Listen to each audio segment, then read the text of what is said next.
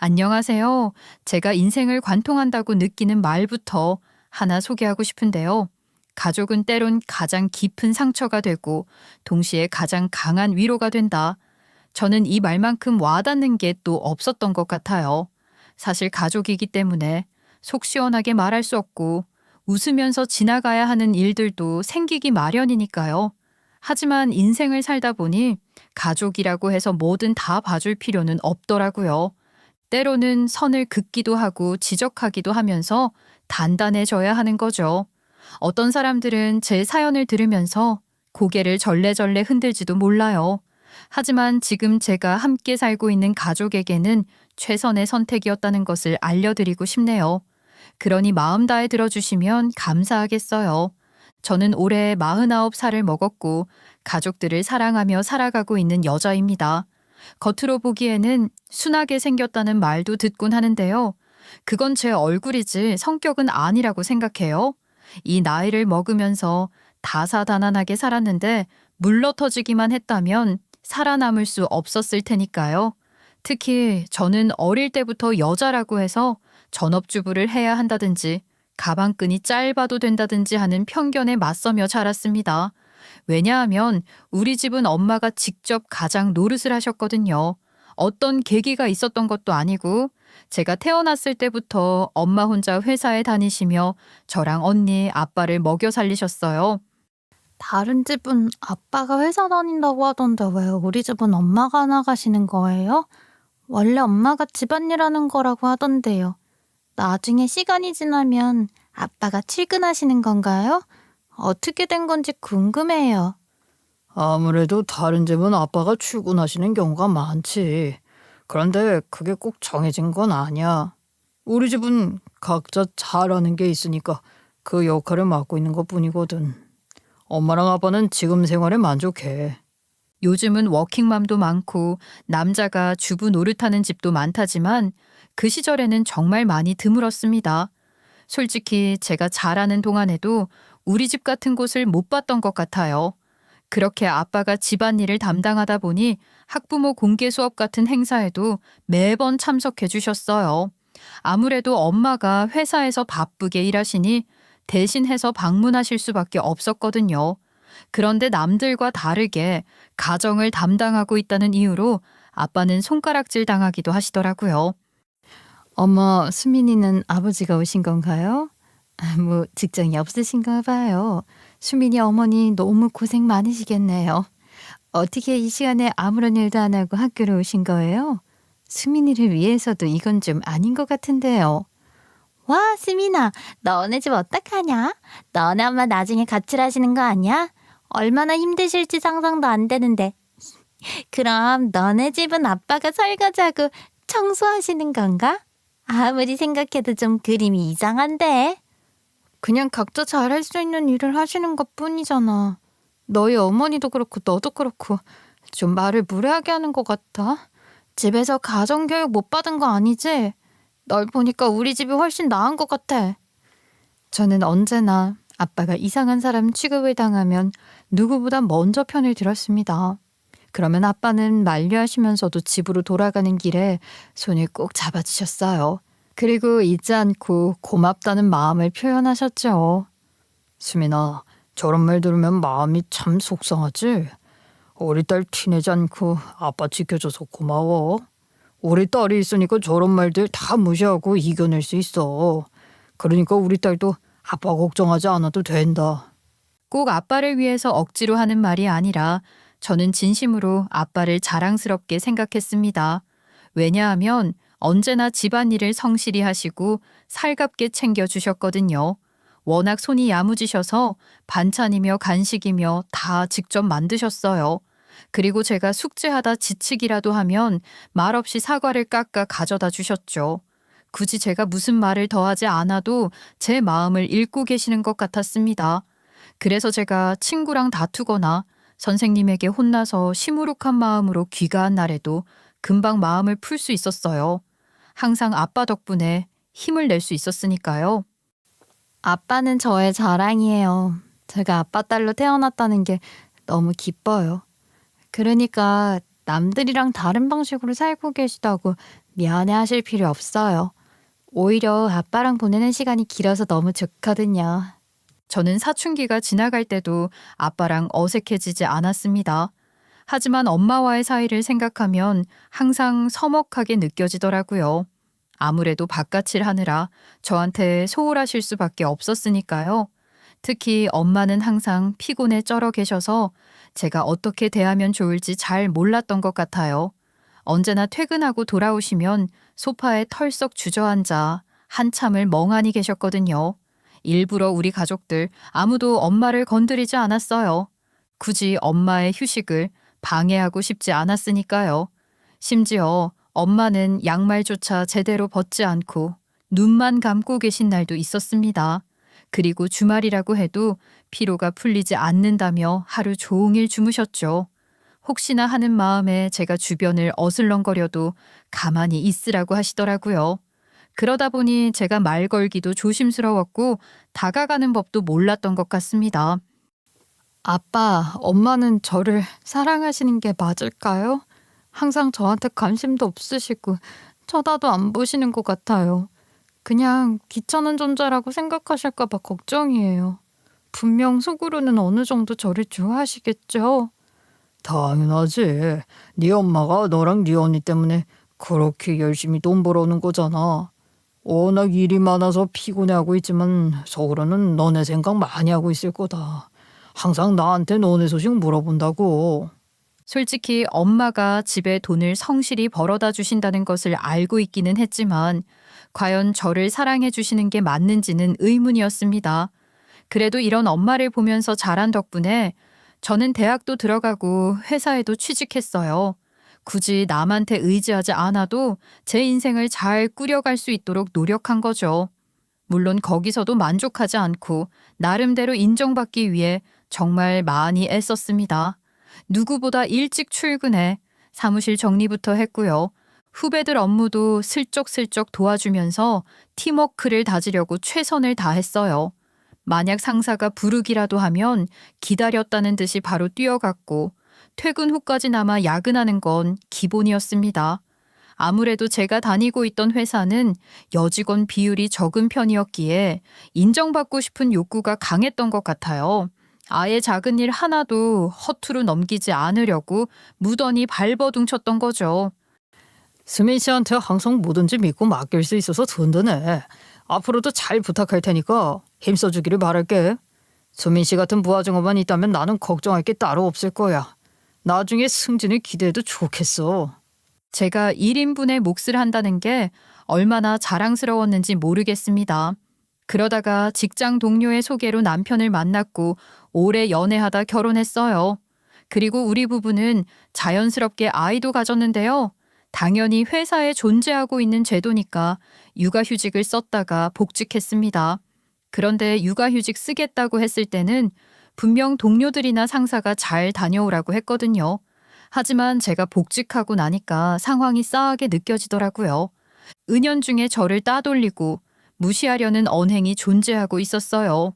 당연하다는 듯이 회의 시간에 제가 의견을 내도 묵살되기 일쑤였고 중요한 일정 공유를 해주지 않았습니다. 결국 한 번은 제가 전혀 듣지 못한 일정 때문에 회의실에 늦게 들어간 적도 있었는데요. 분위기가 싸늘해서 눈물이 찔끔 날 뻔했어요. 그리고 사무실 자리 재배치를 하는데 저만 복도 쪽 외진 곳으로 밀려나 버렸어요. 게다가 점심시간이나 회식에도 다 같이 나가면서 저만 빼놓고 가는 일이 반복됐습니다. 혹시 저 없이 회식하신 이유가 따로 있는 건가요? 만약 제가 일적으로 잘못하고 있는 부분이 있다면 가감없이 말씀해 주셨으면 좋겠어요. 계속해서 같이 일할 사이인데 서로 불편하면 안 되잖아요.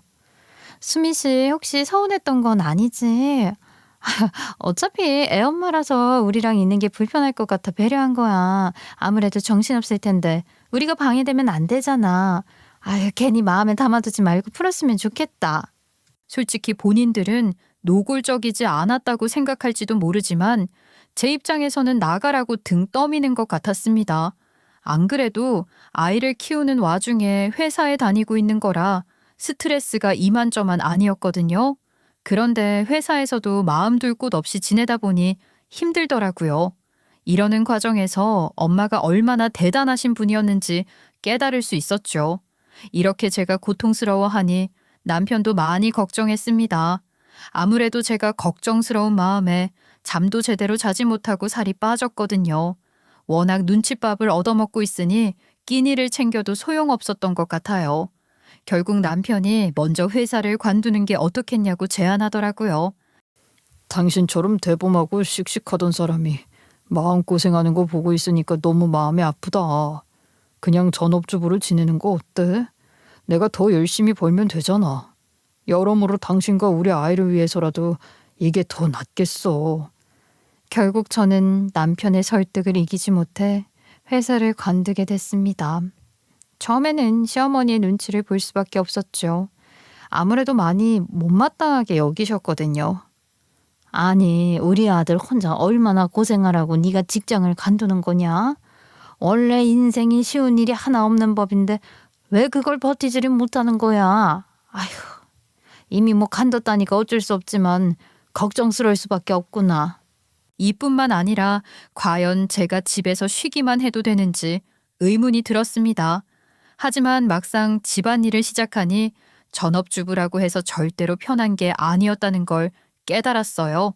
아예 퇴근이라는 게 존재하지 않고 쉴 수도 없는 일상의 반복이었으니까요. 그래서 저는 자연스럽게 아빠에 대해서도 진심으로 존경하게 됐습니다. 아무래도 집안일이나 바깥일이나 부모로서 자녀의 인생을 책임지기 위해 노력한다는 건 어느 것 하나 쉬운 게 없더라고요. 그렇게 저는 남편에게 고마운 마음을 갖고 내조하면서 아이를 키웠어요. 남편 역시 제가 홀로 힘들어하지 않도록 많이 신경 써줘서 감동이었죠. 그러던 어느 날 제가 굳게 믿고 있었던 남편이 큰 사고를 치고 말았습니다. 글쎄, 동료가 들려준 정보를 맹신해서 주식 투자를 했다가 큰 빚을 지게 된 거예요. 워낙 친하게 지내던 동료가 귀띔해준 거라 의심도 하지 않고 당연히 대박 날 줄 알았다고 하더라고요. 이건 아무한테나 흘리는 정보 아니야. 무조건 대박 날 거라 입 조심해야 하거든. 그래도 내가 혼자 잘 되고 입 싹 닦아버리는 의리 없는 놈이 될 수는 없으니까 자네한테만 알려주는 거야. 꼭 비밀 지켜야 돼. 알겠어. 이거 투자해서 대박 나면 우리 마누라 걱정 없이 살 수 있도록 만들어줄 수 있겠지? 내 인생에도 이런 기회가 올 줄은 몰랐네. 나한테도 알려줘서 진짜 고마워. 잘만 하면 복권 당첨되는 수준까지도 가겠네? 도대체 저를 얼마나 호강시켜주고 싶었던 건지 모르겠습니다. 여기저기서 돈을 끌어다 투자했더라고요. 당연히 상황은 순식간에 곤두박질치고 말았죠. 심지어 본인도 저한테 차마 이실직고하지 못하고 시름시름 알아누웠어요. 분명 같이 숙면을 취한 줄 알았는데 다음 날에 얼굴을 마주하면 눈 밑까지 다크서클이 내려와 있더라고요. 아무래도 남편은 잠을 제대로 자지 못하는 것 같았죠. 게다가 출근을 준비하면서도 거울 앞에 한참을 멍하니 서 있더군요. 그리고 남편을 위해 든든한 밥상을 차려줘도 계속 체했습니다. 그래서 저는 혹시 제가 예전에 그랬듯이 남편도 직장 동료들 사이에서 외톨이가 되어가는 줄 알았어요. 더는 두고 볼 수 없다는 마음으로 남편한테 무슨 일이냐고 캐물었죠. 그제야 남편은 본인이 어떤 사고를 친 건지 들려줬습니다. 당신 혹시 회사에서 누가 뭐라고 하는 거야? 이러다가 쓰러질까 봐 겁난다. 당신이 가장이라는 이유로 모든 짐을 떠맡길 생각 없으니까 어떻게 해야 당신 마음이 편해질 수가 있을까? 당신이 이렇게 좋은 사람이라 내가 마음 편히 말하기 좀 그래. 미안하다는 말밖에 더 할 수가 없네. 사실 내가 고급 정보를 얻은 줄 알고 주식 투자를 크게 했는데 그게 다 휴지 조각 됐어. 무릎 꿇으라고 해도 할 말이 없는 거 알아. 솔직히 저랑 상의도 없이 큰 돈을 날려버리게 된 거라 화가 치밀어 올랐습니다. 하지만 남편이 진심으로 반성하면서 사과하는 데다가 워낙 저한테 잘해줬던 사람이잖아요. 이대로 남편 혼자 큰 빚을 감당하게 놔둘 수는 없겠더라고요. 애초에 부부니까 서로 어려운 일도 함께 이겨나가야 하지 않겠어요? 게다가 우리 부부 사이에는 눈에 넣어도 아프지 않을 아이가 있었고요. 그래서 저는 일단 빚을 갚아 나가야 하니 다시 일을 구하기로 했습니다. 하지만 경단녀였기에 회사로 돌아갈 수는 없었어요. 그냥 온갖 자비를 가리지 않고 다 해야 했죠. 그때를 생각하면 어떻게 해낼 수 있었나 스스로도 의문이 드는데요. 식당에서 허리 펼 새도 없이 접시를 닦았습니다. 그리고 마트에 가서 행사 도우미로서 하루 종일 웃는 얼굴로 시식을 권했죠. 거의 일이 끝날 때쯤에는 두 뺨이 아플 정도로 웃었던 것 같아요. 게다가 하루 종일 서 있어야 했기 때문에 발바닥에는 물집이 잡혔습니다. 이렇게 지내다 보니 우리 부부는 아이를 맡겨야 할 곳이 필요했어요. 그런데 시어머니는 황혼 육아를 철저히 거부하시면서 손사래를 치더라고요. 내가 이 나이 먹고 그 고생을 왜 해야 하냐. 아무리 손주라고 해도 싫다. 나중에 너희가 내 원망한데도 할 수 없어. 만약 몸에 골병이라도 들면 너희가 내 남은 인생 책임져 줄 것도 아니잖냐? 다시는 도와달라고 하지 마라. 이렇게까지 시어머니가 질색을 하시니 우리 부부는 발을 동동 구를 수밖에 없었습니다. 그런데 시아버지가 아이를 돌봐주겠다고 하시더라고요. 아무래도 남편이 사고쳐서 이 사단이 난 거라 그런지 저한테 뭐라도 도움을 주고 싶어 하셨어요. 남의 새끼 봐달라는 것도 아니고 우리 손녀 봐달라는 건데 왜 고집을 부리고 그래? 너희는 걱정하지 말고 우리한테 두고 가라. 내가 우리 며느리한테 미안해서 뭔들 못 해주겠냐. 이렇게라도 도움이 된다면 좋겠구나. 그렇게 믿을 수 있는 곳에 아이를 맡길 수 있어서 마음을 놓을 수 있었는데요. 아이 입장에서는 조부모님이라고 해도 부모랑 떨어져 살게 된 거라 그런지 힘들어 하더라고요. 특히 제가 가끔씩 찾아가 얼굴을 보고 돌아서는 날이면 너무 서럽게 울었습니다. 그때 소리만 듣고도 가슴이 찢어질 수 있다는 걸 깨달았던 것 같아요. 남편 역시 눈물을 글썽이면서 안쓰러워했죠. 그리고 친정에서도 우리 부부를 안타깝게 여기면서 도와주셨습니다. 원래 남편이 원인이 된 만큼 친정에 손 벌릴 계획은 없었는데요. 엄마가 급한 불은 끌 수 있도록 손을 내밀어 주셨습니다. 당연히 남편도 우리 엄마한테 고개를 조아리면서 감사드렸죠. 장모님, 귀한 딸 데리고 갔으면서 고생시켜 죄송합니다. 이 은혜 평생 잊지 않을 거예요. 무조건 이 위기 극복하고 다시 일어나는 모습 보여드릴게요. 지금은 많이 답답하시겠지만 기다려주세요. 사람이 살아가면서 어려운 일도 생길 수 있는 거 아니겠나. 괜히 주눅들지 말고 이런 상황일수록 어깨 펴고 다니게. 만약 포기하지만 않는다면 언제든지 다시 재기할 수 있을 거야. 그러니까 건강만 챙기고 지내. 이때 엄마가 따뜻하게 들려주신 격려의 말씀은 저와 남편 모두의 기억 속에 선명히 남아 있습니다. 그리고 시간이 흘러 어느 정도 빚을 갚았는데요. 저는 계속해서 해고당하지 않고 돈을 벌 수 있는 기반을 마련해야겠다는 생각을 하게 됐어요. 아무래도 남편한테만 의지하는 건 미안하기도 하고 불안하기도 했거든요. 그래서 저는 고민을 거듭하다가 학생들이 많이 오고 가는 자리에 빙수집을 차렸습니다. 처음에는 어려웠지만 저렴한 가격으로 토핑을 아낌없이 넣었더니 박리담회로 매출을 올릴 수 있었어요. 어느새가 입소문이 나서 주변 학교에 다니는 학생들도 단골로 찾아오더라고요. 사장님, 제가 계속해서 친구들 데리고 올 테니까 꾸준히 여기서 장사해 주세요. 이렇게 토핑 팍팍 주는 곳이 어디 있겠어요? 누구를 데려와도 다들 좋아한다니까요. 거의 우리한테는 아지트 수준이에요. 맞아요. 학교에서 스트레스 받으면 꼭 여기 와서 기분 풀자고 해요. 거의 사장님이 이 근방 애들 스트레스 풀어주고 계신 거예요. 나중에 나이 먹어서도 친구들 만날 때는 여기로 오고 싶다니까요. 솔직히 특별한 맛집이라고 볼 수는 없으니 이 정도로 사랑받을 거라 기대하지 못했는데요.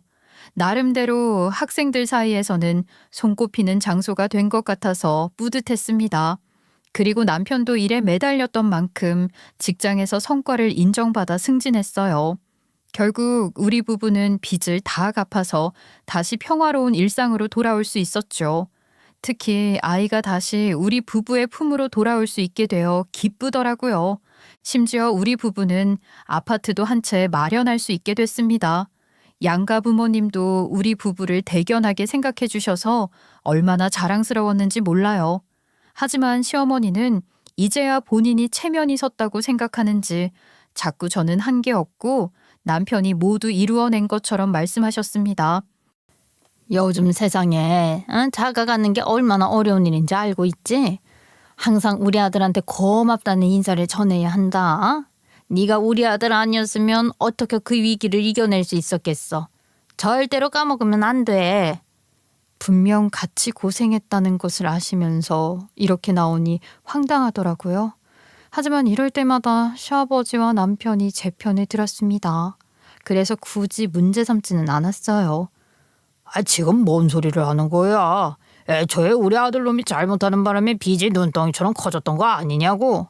우리는 괜한 소리 할 생각하지 말고 며느리한테 고마워해야 돼. 그 쓸데없는 소리해서 마음 상하게 하지 말라고.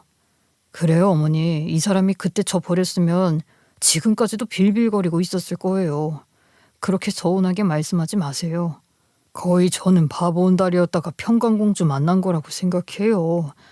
그냥 덕담만 해주세요. 게다가 남편은 우리 엄마한테 감사하다며 금반지까지 하나 맞춰드렸습니다. 저로서는 굳이 부부끼리 사이가 좋은데 시어머니 때문에 분란 만들 필요가 없었던 거죠. 그렇게 우리 부부는 구매한 아파트로 입주하려고 했는데요. 갑작스럽게 시아버지가 대장암으로 투병하게 되셨어요. 그리고 치료를 받기 위해 서울로 상경하신다고 했죠. 그런데 우리 부부가 구매한 아파트가 시아버지가 꾸준히 방문하셔야 하는 병원이랑 가깝더라고요. 내가 곰곰이 생각해 봤는데 아무래도 어머님이랑 아버님이 지내시는 게 낫겠어. 우리는 당장 어디를 가도 상관없는 상황이잖아. 나중에 더 잘해드리지 못했다고 후회하는 것보다 지금 좀 고생하는 게 나아. 결국 우리 부부는 의논 끝에 그 아파트를 시부모님에게 내어드리기로 했습니다. 아직 아이의 나이가 많지 않으니 원래 살았던 집 평수를 그대로 해서 이사갈 빌라를 전세로 구했죠. 물론 우리도 비교적 넓은 집에서 살고 싶었지만 그동안 시부모님이 우리 아이 돌봐주셨잖아요. 아무래도 투병까지 하셔야 하는 만큼 편히 지내시도록 돕고 싶었던 겁니다. 시어머니 역시 이때만큼은 고마운 마음을 아끼지 않고 전하시더라고요. 아이고, 정말 고맙다. 나도 앞으로 간병하려면 체력이 많이 후달릴 것 같아서 걱정이었거든. 너네 덕분에 오고 가는 시간도 줄어들어서 마음이 놓이는구나. 내가 인생을 헛살지는 않았나 보다. 솔직히 시어머니가 부드럽게 말씀하시니 뿌듯했던 것 같아요. 가족이 가지는 진정한 의미를 나누고 있는 것 같아서 행복했죠. 그렇게 우리 부부는 양가 어른들에게 효도하자고 입을 모았습니다. 아무래도 시아버지가 갑자기 편찮아지신 걸 보면 괜히 미루지 말고 곁에 계실 때 잘하자는 마음이 저절로 들었거든요. 그래서 우리 엄마와 아빠에게도 식사하자거나 여행 가자거나 함께 시간을 보내자는 제안을 진짜 많이 보냈어요. 하지만 엄마와 아빠는 매번 거절하시더라고요. 엄마, 이번에 우리 그이 보너스가 잘 나왔어요. 다 같이 식사 한번 하시는 게 어때요? 지난번에 갔던 뷔페가 너무 음식을 잘하더라고요. 그이도 먹어봤더니 너무 맛있다면서 엄마랑 아빠 모시고 싶댔어요. 이걸 어쩌냐. 마음은 고마운데 나는 이미 약속이 있어. 요즘 나도 네 아빠랑 이것저것 재미나게 다니고 있거든. 그냥 우리 생각하지 말고 너네끼리 즐거운 시간 보내라. 마음만 받는 걸로 충분해. 처음에는 그저 두 분이서 오붓하게 시간을 보내시려고 하는 줄 알았습니다. 그래서 일부러 용돈으로 따로 전해드리기도 했어요. 그런데 어느 순간부터 뭔가 이상하다고 느껴지더라고요. 원래 용돈을 보내드리면 보통 어디에 썼다든지 두 분이서 뭐 하고 지내셨는지 인증샷이라도 보내주시잖아요. 하지만 엄마랑 아빠는 유용하게 쓰겠다거나 고맙다는 연락 외에 일절 뭐 하시는지 알려주지를 않으시더라고요. 애초에 제가 결혼하고 나서 굳이 참견하지 않던 분들이기는 해요. 하지만 시부모님과는 너무 다른 태도를 보이시니까 신경 쓰이더라고요. 며느라, 이번에 보내준 거 너무 고맙다. 진짜 따뜻하더라. 덕분에 내가 투병중인데도 대접받는 기분이 드는구나. 네가 얼마나 신경 써주는지 잘 알고 있어. 나중에 세상을 떠나더라도 내 이 마음은 잊지 않을 거다. 시부모님은 우리 부부가 선물을 보내드리는 대로 직접 전화를 주셨습니다. 그러다 보니 비교가 될 수밖에 없어서 민망했어요. 왜냐하면 우리 부부가 같이 효도하는 건데 이왕이면 긍정적인 반응을 적극적으로 보내주셔야 남편도 계속 효도할 마음이 생기잖아요. 결국 제가 고집을 부려서 엄마랑 아빠를 모시고 식사 자리를 만들기로 했습니다. 그런데 입구에서 우리 엄마와 아빠를 마주한 순간 말문이 막히고 말았어요. 평소와는 다르게 너무 후줄근하게 입고 오신 거예요. 일부러 호텔 레스토랑으로 예약한 데다가 엄마가 오랫동안 사회생활하신 만큼 어디 가면 의상을 많이 신경 쓰시는 분이거든요. 그러다 보니 저랑 남편 모두 깜짝 놀랄 수밖에 없었습니다. 남편 역시 뜻밖의 상황을 맞닥뜨리고 당황하는 것 같더라고요. 장모님, 혹시 무슨 일이 있으세요? 이런 자리가 불편하셨던 거면 미리 말씀해 주지 그러셨어요. 차라리 설렁탕집을 예약할 걸 그랬나 봐요.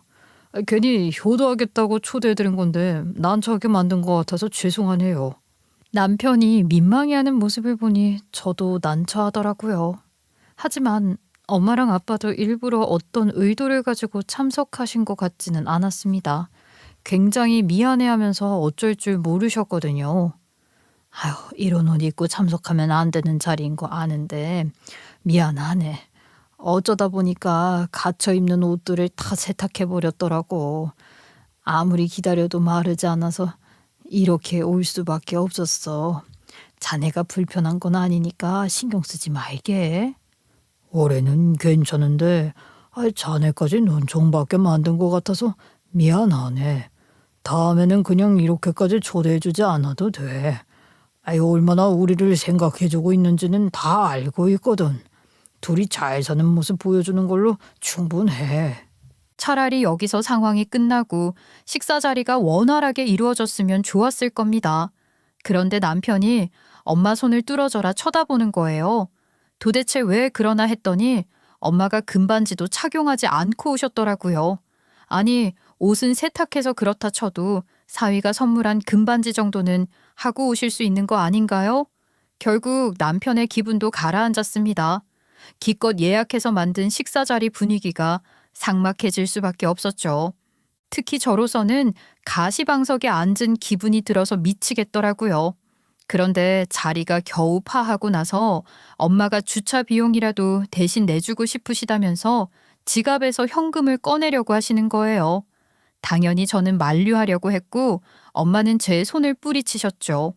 그런데 이 과정에서 지갑에 꽂혀 있던 영수증이 같이 떨어지고 망합니다.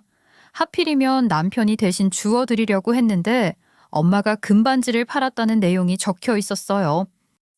장모님, 제가 감사드리는 마음으로 드렸던 건데 조금 서운하네요. 아무리 장모님 취향이 아니라고 해도 제 마음이라 생각해 주셨으면 좋았을 텐데요. 그냥 다음번에는 장모님이 갖고 싶으신 걸로 여쭤볼까요?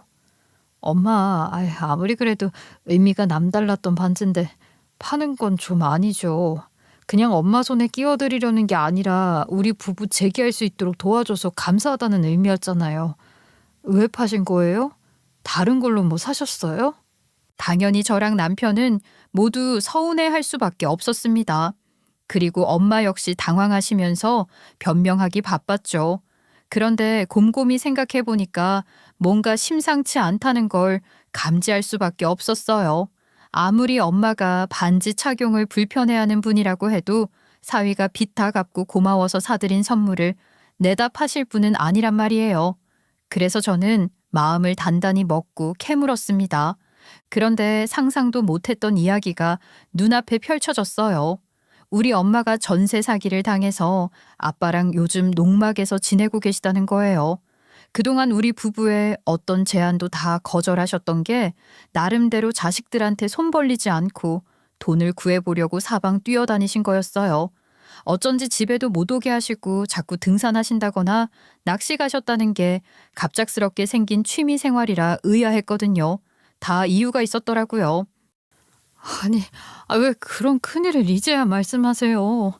우리 지금 한가하게 밥이나 먹고 있을 때가 아니었잖아요. 무조건 자식들한테 기대셔야죠. 그동안 엄마랑 아빠가 어떤 고생하시는 줄도 모르고 있었네요. 괜히 마음 아파하지 않아도 된다. 이제 겨우 니네 빚 다 갚고 평화를 찾았는데 아예 부담을 주고 싶지는 않았어. 그리고 네 언니네 부부가 더 어렵다잖아. 괜히 우리까지 힘들어졌다고 말하기 미안하더라. 결국 우리 부부는 엄마와 아빠를 위해 전셋집을 얻어드리기로 했습니다. 아무래도 남편이 안정적으로 회사 다니면서 승진한 데다가 저도 빙수집이 잘 풀리고 있으니 안주하지 않고 열심히 살면 감당할 수 있을 것 같았어요. 만약 우리 예상 밖의 일이 생기더라도 우리가 사는 빌라를 월세로 바꿀 각오까지 했죠. 일단 우리 엄마랑 아빠가 연세도 있으신데 좀 편히 몸 쉴 곳은 있어야 하잖아요. 게다가 우리 엄마가 우리 부부 힘들 때 도와주셨는데 모른 척 할 수 없었습니다. 특히 남편이 적극적으로 동의해줘서 얼마나 고마웠는지 몰라요. 그런데 남편에게 이 소식을 전해들은 시어머니가 혼자 뿔이 났나 봐요. 대뜸 전화를 걸어서 고함을 내지르더라고요. 아무리 우리 아들이 착해서 효도하려고 해도 네가 양심이 있으면 네 선에서 잘랐어야 하는 거 아니냐? 내가 이혼하라고 하면 우리 아들이 가만히 있을 것 같아? 어디 쫓겨나듯이 이혼당해봐야 정신 차릴 거냐고? 누가 들으면 우리 친정에서 여태까지 받기만 한 줄 알겠습니다. 심지어 시어머니도 우리 부부가 집을 내어드린 덕분에 편하게 지내고 계신 거잖아요. 그런데도 시어머니는 계속해서 우리 엄마를 낯짝 두꺼운 사람 취급하더라고요. 안 싸도는 그 연세 드시고 어떻게 자식들한테 기댈 생각을 할 수 있는 거라니. 설마 그 정도로 경우 없으신 줄은 몰랐구나. 그동안 상식이 있으신 줄 알았는데 아휴 말문이 턱 막히더라. 진짜 실망스러워. 솔직한 심정으로는 당장 시어머니 쫓아가서 머리채를 휘어잡아 버리고 싶었습니다. 제가 사랑하는 남편의 어머니고 뭐고 짓밟아 버리고 싶었어요. 하지만 그건 안 될 일이었죠. 오히려 저만 욕먹고 독박 쓴 채로 끝나버릴 수도 있는 거잖아요. 괜히 시어머니가 약한 척하면서 울먹이는 바람에 저만 나쁜 년 되어버릴 수는 없었습니다. 그래서 저는 우선 전화를 끊고 고민하기 시작했어요. 그리고 그날 밤에 남편을 대동해서 시부모님을 찾아갔죠. 어머님, 아무래도 제가 이 돈으로 친정에 효도할까 봐 걱정이 크신 것 같아요. 절대로 어머님 신경 쓰지 마시라고 제 재산 안에서 해결 보기로 했어요. 이제 어머님도 마음 놓이시겠죠? 일부러 어머님 잠 못 주무실까 봐 말씀드리러 온 거예요. 그래, 이제야 좀 정신이 차려지더냐? 괜히 우리 아들이 고생해서 번 돈으로 네 친정에 효도할 생각하는 거 아니다. 원래 사기당한 사람이 멍청한 거야. 왜 남들이 도와줘야 돼? 한번 눈물 쏙 빠지게 혼나봐야 정신 차리고 사는 거다. 시어머니는 제 재산 안에서 친정을 도와드리겠다고 하니 눈에 띄게 표정이 밝아졌습니다. 진짜 뭐 이렇게까지 사람 속이 훤히 보이나 싶어서 비웃음이 나오더라고요. 그래서 저는 바로 말을 이어갔어요. 어쩔 수 없으니까 지금 어머님이랑 아버님이 살고 계시는 집, 그 집 팔게요. 이해해 주실 거죠? 어머님이 직접 제 재산 안에서 해결하라고 하셨잖아요. 설마 이제 와서 한 입으로 두말하실 거라고 생각하지는 않을게요. 뭐? 아니 너 지금 그게 무슨 말이야? 이 집을 왜 네 마음대로 파는 건데? 설마 이 집이 네 재산이라는 거야? 아니 도대체 왜? 너 지금 일부러 나 골탕 먹이려고 헛소리하는 거지? 아범아 네가 입 좀 열어봐라. 시어머니는 화들짝 놀라면서 도대체 무슨 말을 하는 거냐며 분노했습니다. 여태까지 이 집이 남편 명의인 줄 알고 살았나 봐요. 사실 이 집은 우리 부부가 같이 산 것이기는 했지만 제 명의였어요. 당시 남편의 신용점수가 낮아 대출받기 어려운 상황이었거든요. 어차피 우리는 부부고 같이 살아갈 목적으로 구매하는 거였기 때문에 굳이 머리 아프게 고민하지 않고 제 명의로 했던 겁니다. 아무래도 시어머니는 꿈에도 몰랐던 사실이기 때문에 당황해서 어쩔 줄 몰라 하더라고요. 그러더니 언성만 높이면 제가 기죽어 말을 바꿀 줄 알았나 봐요. 괜히 소리 빽빽 지르면서 저한테 인상을 찌푸리더군요. 이 집을 팔면 우리는 어디로 가라는 거냐? 그동안 이 집에 살면서 얼마나 편했는데 고생길을 걸으라는 거야? 니네 친족만 구해주면 다야. 우리는 어떡하라고? 너 이렇게 나이 먹은 시부모 속썩이는 거 아니다. 저한테 친정 욕할 때부터 짐작하고 있기는 했지만 진짜로 이렇게 아무것도 모를 줄은 생각도 못했습니다. 예전부터 남편 혼자 잘나서 빚 다 갚은 것도 아니고 아파트 산 것도 같이 힘을 모았던 거라고 누누이 말씀드렸는데 혼자 귀 닫은 것처럼 굴었던 거잖아요. 심지어 남편은 이미 저랑 말을 맞춰뒀기 때문에 집을 내놓겠다는 것에 동의하겠다고 의사를 밝혔습니다. 저는 장모님을 위해서 집 파는 거 동의해요. 오히려 어머니한테 실망스러워서 뭐라 해야 할지 모르겠네요. 어떻게 다른 사람도 아니고 사돈 사이에 막말을 하실 수 있어요. 심지어 우리 마누라 들으라고 흉보는 게 이게 말이 되나요? 시어머니는 남편의 이런 태도에 배신감을 느끼신 것 같았습니다. 하지만 남편 입장에서는 너무나 당연했어요. 왜냐하면 우리 엄마가 남편이 빚 갚을 수 있도록 도와주셨는데 한 번을 나무라신 적 없단 말이에요. 자연스럽게 남편으로서는 감사한 마음을 가질 수밖에 없었겠죠. 게다가 시어머니는 자꾸 사기당한 사람이 나쁘고 멍청하다는 식이었잖아요. 남편도 한 번 큰 코 다쳐서 고꾸라진 경험이 있는데 왜 이런 표현을 사용하시는지 이해가 안 되더라고요. 남편 역시 시어머니의 이런 표현이 거슬린 것 같았습니다. 어머니가 그동안 저를 어떻게 생각하셨는지 다 알게 됐어요. 겉으로만 안타까워하시고 속으로는 한심하게 생각하셨던 거죠. 장모님조차 저를 걱정해 주셨는데 설마 어머니가 이러실 줄은 몰랐네요. 아니 내가 언제 너 보고 멍청하다고 했어? 왜 내가 사돈한테 한 말 해가지고 네가 상처를 받는 거냐? 당연히 우리 아들은 마음 아프기만 했지. 괜히 오해하지 마라. 이런 식으로 사이 틀어지고 싶지는 않구나. 상황이 여기까지였는데도 반성을 하기는커녕 우리 친정한테 손가락질하는 시어머니가 기가 막혔습니다. 그러자 시아버지도 나서서 제 편을 들어주시더라고요. 아니 집안이 무너질 뻔한 상황에서 같이 빚 갚아 나갔던 고마운 며느리를 왜 상처 주는 거야? 당신이 그러고도 어른이 맞아? 어떻게 아직도 철없이 편가르고만 있어? 우리를 여기 있게 해준 것만으로도 고마워해야지. 그렇게 저와 남편 그리고 시아버지까지 모두 시어머니를 날선 눈빛으로 노려봤습니다. 아무리 시어머니가 서운한 눈빛을 보내도 누구 하나 달래주지 않았어요. 이렇게 시어머니는 본인만 몰아붙이니 억울해하더라고요. 거의 눈물이 흐를 것처럼 서러워하셨거든요. 하지만 시아버지도 더는 봐줄 수 없다는 듯이 강경하게 나오셨습니다. 아예 이 집을 팔아버리라고 허락하시면서 본인도 그냥 왔다 갔다 하며 지내겠다고 선언하신 거예요. 그런데 시어머니는 그 말을 듣자마자 눈이 오갈 데 없이 방황하기 시작했어요. 처음에는 본가로 돌아가 서울로 병원 오기 겁나서 그러시는 줄 알았죠. 하지만 시어머니도 혼자 사고 친 게 있으셨더라고요. 글쎄 시어머니가 시아버지 몰래 본가를 내놓으셨고 이미 계약금까지 받은 상태라고 했습니다. 만약 계약을 철회하게 되면 상대방에게 2배로 위약금을 물려줘야 하는 상황이었어요.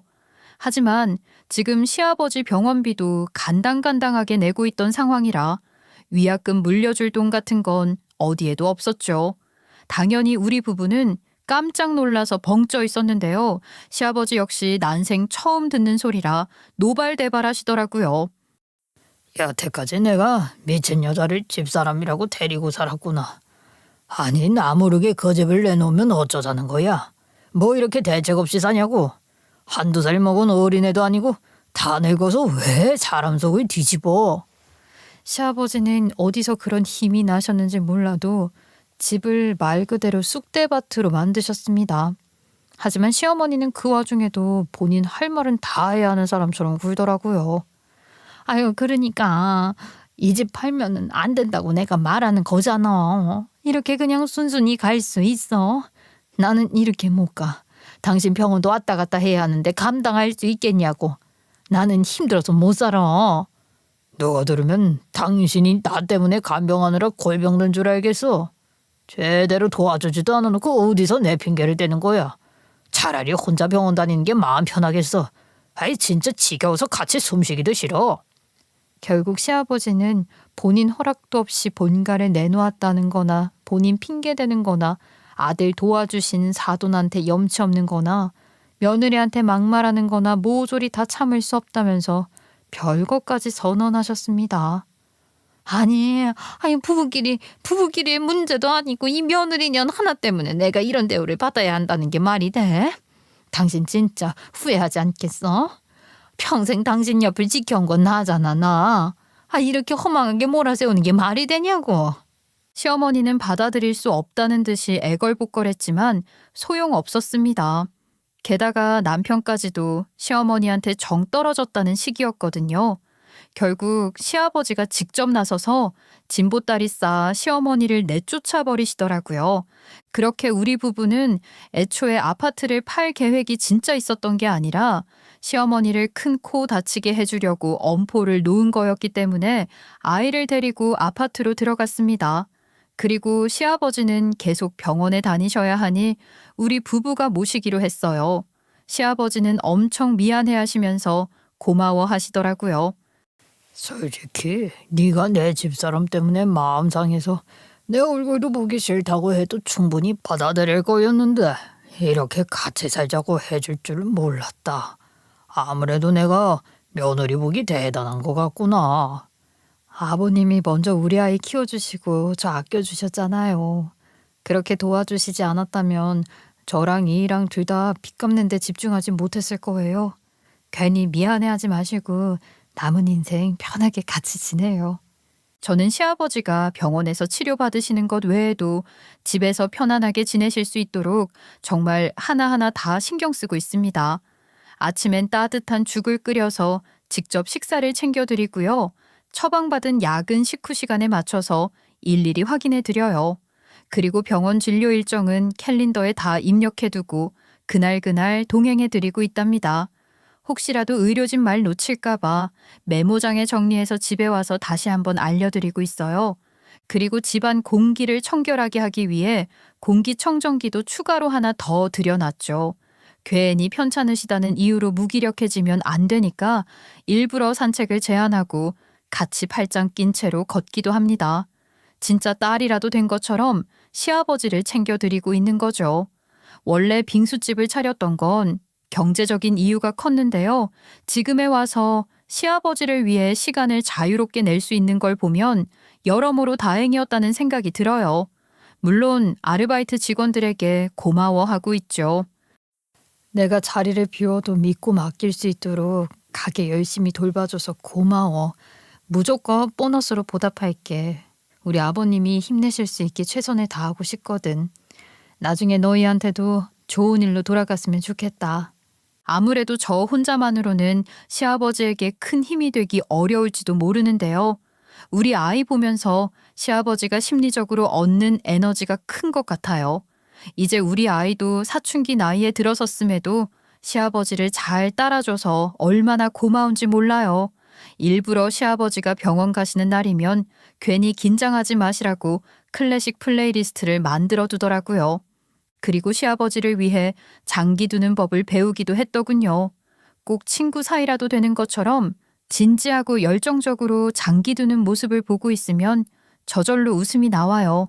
서로 져주는 날이 없고 오히려 이기면 으쓱해서 춤까지 추니까 귀여워 보였습니다.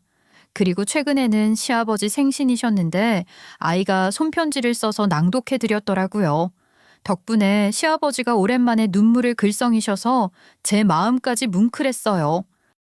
할아버지, 같이 살 수 있어서 너무 좋아요. 요즘은 친구들이랑 노는 것만큼 할아버지랑 보내는 시간이 즐겁네요. 그러니까 치료 열심히 받으셔서 제 곁에 오래오래 계셔주세요. 언제나 사랑하고 있다는 거 잊지 마시고요. 내가 뭘 잘했다고 이런 기쁨을 얻었는지 모르겠구나. 만약에 내가 나중에 저 세상에 가더라도 너 하나만큼은 꼭 지켜볼 거야. 무조건 나쁜 일은 다 피해가도록 이 할애비가 돌봐줄 거다. 어렸을 때 시아버지의 손을 커서 그런지 아이도 참 애틋하게 생각하는 것 같아요. 그리고 우리 부부는 친정 부모님이 다시 잘 지내실 수 있도록 전셋집을 무사히 마련해 드렸습니다. 두 분이서 눈물이 그렁그렁해져서는 고마워하시더라고요. 내가 자네한테 미안해서 어떡하나. 너무 큰 걸 받게 돼서 민망하고 고개를 들 수가 없네. 나중에 뭐라도 보답할 수 있도록 열심히 살아가야겠어.